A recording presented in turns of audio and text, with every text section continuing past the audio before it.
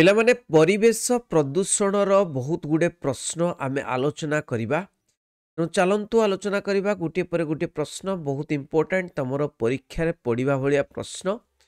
ପ୍ରଥମ ପ୍ରଶ୍ନ ସମସ୍ତେ ମନ ଦେଇକରି ଶୁଣୁଥିବେ ଏବଂ ନୋଟ୍ କରୁଥିବେ।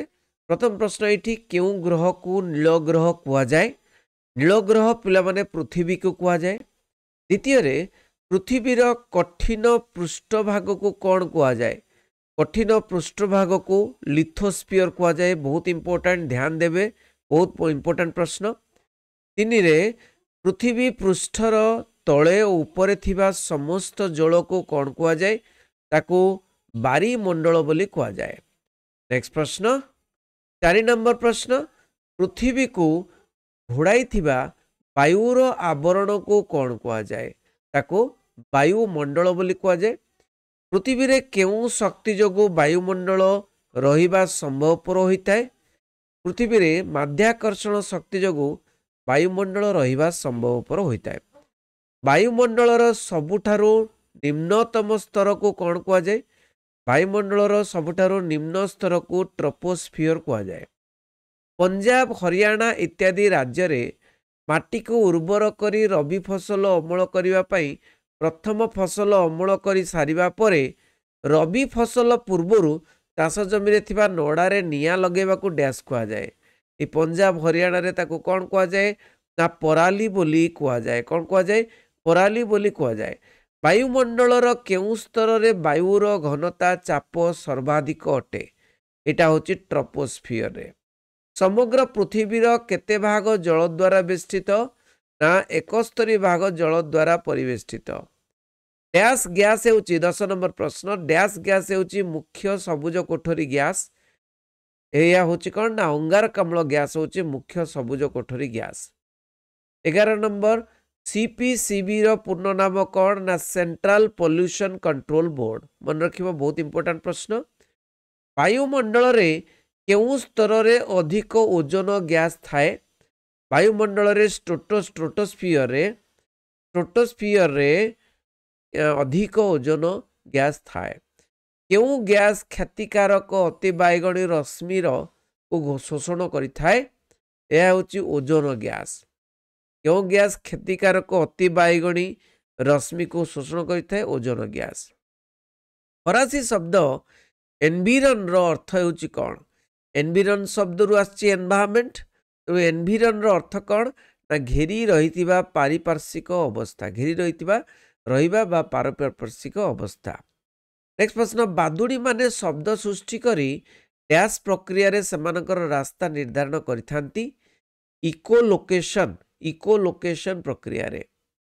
कैटालिटिक कन्वर्टर भली नथिबा हाइड्रोकार्बन को डैश और डैश रे परिणत करा जाए। अंगारकाम्ल और जल रे परिवर्तन करि जाए। नेक्स्ट प्रश्न, वायुमंडल केउं स्तर सूर्यर विकिरण द्वारा आयोनाइज होता है? ना थर्मोस्फियर किंबा आयोनोस्फियर। सल्फर डाइऑक्साइड प्रदूषण मुख्य सूचक डैश अटे? ना लाइकेन अटे। 19 नंबर प्रश्न, वायुमंडल सबुठरो ऊपर स्तर को कौन कह जाए?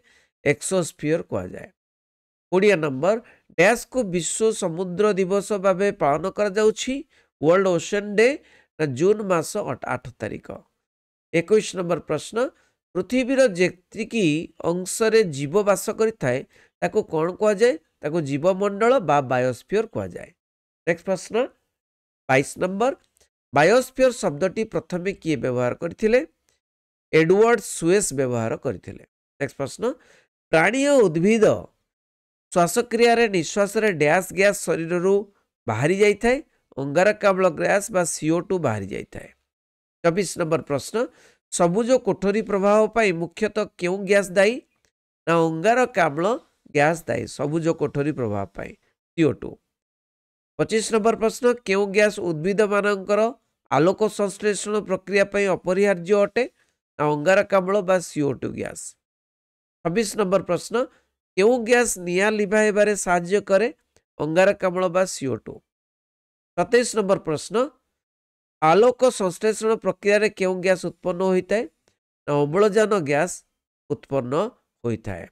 28 नंबर प्रश्न, केउं गैस जलिबारे साहाय्य करे अम्लजान बा O2 जलिबारे साहाय्य करे केउं गैस को जीव शोषण क्रिया रे व्यवहार करी खाद्य पदार्थरु शक्ति उत्पादन करे अम्लजान जीव कौन करे श्वसन प्रक्रिया रे से एई गैस को व्यवहार करी खाद्य पदार्थरु शक्ति उत्पादन करे 30 नंबर प्रश्न केउं गैस समुदाय वायुमंडलीय वायुर शतकड़ा 21 भाग अटे सेटा होची अम्लजान बा O2 31 नंबर प्रश्न केउं गैस समुदाय वायुमंडलीय वायुर शतकड़ा 78 भाग अटे सेटा होची जबक्षार जान बा N2 25 नंबर प्रश्न भारत में ओजोनर मुख्य उत्स डैश अटे ओजोनर मुख्य उत्स होची धान क्षेत्र 33 नंबर प्रश्न पुरुष बेंग केउं शब्द सृष्टि करी महिला बेंग को संभोग पाई नियंत्रण करिथाय निमंत्रण करिथाय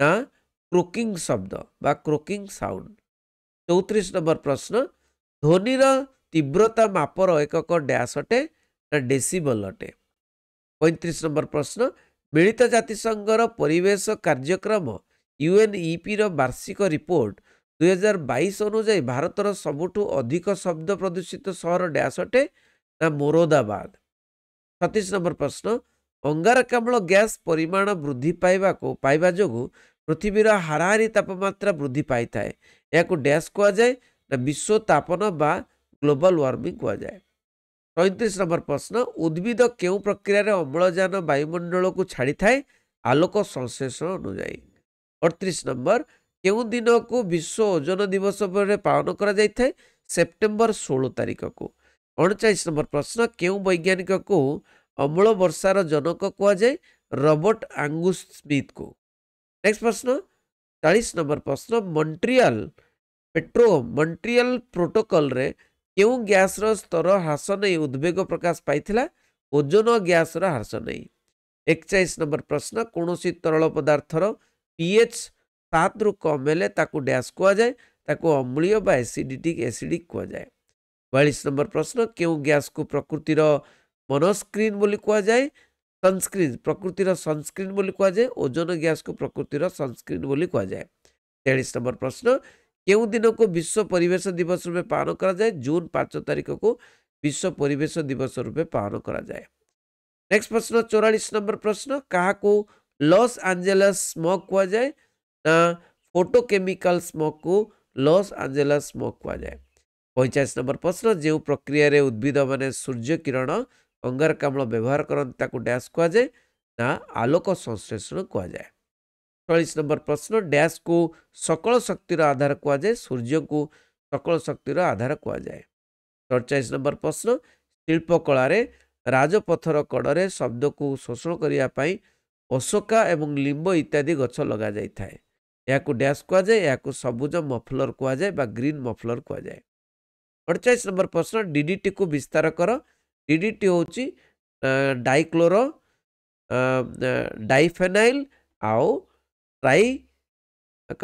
ट्राइक्लोरोथिन नेक्स्ट प्रश्न 49 नंबर प्रश्न जैविक घड़ी को मुख्यतः पिनियाल ग्रंथि निर्गत हार्मोन डैश परिचालित करथे मेलाटोनिन परिचालित करथे 50 नंबर प्रश्न जीव माने खाद्य बहन करी शक्ति उत्पादन करने प्रक्रिया को डैश कह जाए शोषण कह जाए बा रेस्पिरेशन कह जाए 51 नंबर प्रश्न जो प्रक्रिया रे उद्भिदर पत्र डाल फूलरू जल वायुमंडल को बाष्प आकार रे जाए ताको डैश कह जाए ताको ट्रांसपिरेशन कह जाए ट्रांसपिरेशन 52 नंबर प्रश्न केउं दिन को विश्व पृथ्वी दिवस भाव पालन करा जाए एप्रिल 22 तारिख को 53 नंबर प्रश्न केउं दिन को विश्व जल दिवस रूपे पालन करा जाए मार्च 22 तारिख को 54 नंबर प्रश्न केउं दिन को जातीय प्रदूषण नियंत्रण दिवस रूपे पालन करा जाए डिसेम्बर 2 तारिख को 55 नंबर प्रश्न अणुजीव मानक द्वारा सहजरे अपघटित होइतवा प्रदूषक को कौन कह जाए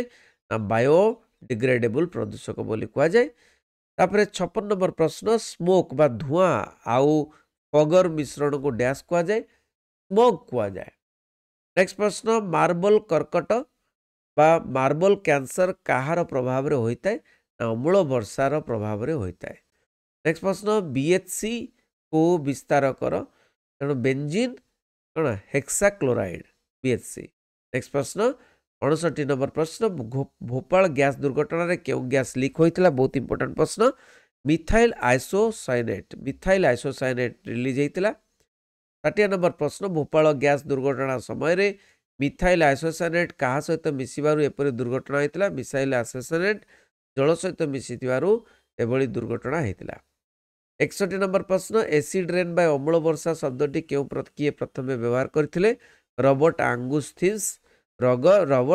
स्मिथ व्यवहार करथिले 62 नंबर प्रश्न अम्ल वर्षा रे थिबा दुई मुख्य अम्ल एसिड रो नाम लेख सल्फ्यूरिक अम्ल आओ नाइट्रिक अम्ल 63 नंबर प्रश्न अम्ल वर्षा रे थिबा केउ अम्ल द्वारा ताजमहल क्षतिग्रस्त होइतिला सल्फ्यूरिक अम्ल द्वारा ताजमहल क्षतिग्रस्त होइतिला 64 नंबर प्रश्न भारतर केउ राज्य बा यूनियन टेरिटोरी घरोई जान चलाचल उपरे अजुग्म जुग्म नियम लागू करथिले दिल्ली 65 नंबर प्रश्न फोटोकेमिकल स्मग प्रथमे केउठी चिन्हट करा जायथिला ना लॉस एंजेल्स रे चिन्हट करा जायथिला अणुजीव मानक द्वारा अवक्षय होई पारु नथिबा प्रदूषकर सांद्रता खाद्य स्तर देई जीवा बेले बढ़ी चाले याकू डैश कुआ जाए याकू जैव परिवर्धन कुआ जाए नेक्स्ट प्रश्न 67 नंबर प्रश्न सीएफसी को विस्तार कर ना क्लोरोफ्लोरोकार्बन नेक्स्ट प्रश्न 68 नंबर प्रश्न तीर जलाशय गुड़िकर खनिज पदार्थ पोषण तत्व और अत्याधिक वृद्धि पाइबा प्रक्रिया को डैश कुआ जाए ना यूट्रोफिकेशन कुआ जाए नेक्स्ट प्रश्न 69 नंबर प्रश्न जापान रो मिनामाटा रोग केउ प्रदूषक द्वारा होइतिला मर्क्यूरी प्रदूषक द्वारा होइतिला 70 नंबर प्रश्न द्वितीय विश्वयुद्ध समय जापान रो केउ दुईटी शहर रे परमाणु बोमा पड़िथिला हिरोशिमा और नागासाकी तो पिला माने 70 टी प्रश्न आम आलोचना कलु निहाती प्रदूषण परिवेश प्रदूषण रो 70 टी प्रश्न करदेले तुम निहाती बहुत किछि करि परिबो भल हम exam thank you very much रहिली वंदे उत्कल जननी।